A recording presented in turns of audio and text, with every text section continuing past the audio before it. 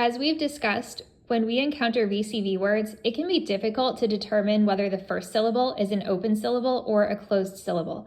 And of course, whether it's an open or closed syllable is important because it determines how we should read the word.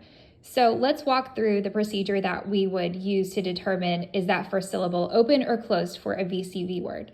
So I've taken the word planet and I've already coded it. So I've underlined my vowels in green, and I've also marked each letter, looking at whether each letter is a consonant or a vowel. And I've also boxed in the pattern that we're looking at, the VCV pattern, in pencil here so you can see that. So I know that this is a VCV word. But is it a V/CV word or an open syllable, or a VC/V word, which is a closed syllable?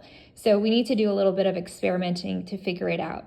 So the first step that we want to take after we've done all of this coding is we want to look for the consonant, the first consonant after the first vowel. In this case, it's N.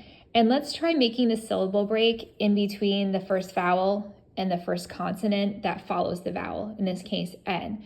And if we split the syllable in this way, it would make the long vowel sound. So we would read this word as planet, planet. Does that sound right?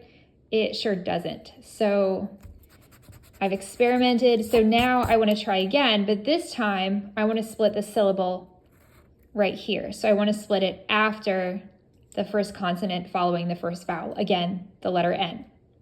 So this time I want to read it as a closed syllable. So I would read it as planet, planet. Does that sound like a real word? Sure is. So that's how I know how to read this particular word. So that's why VCV words can be a little bit tricky. You do have to teach your students to do a little bit of experimenting with the syllable break, but once you practice, they'll be sure to get it.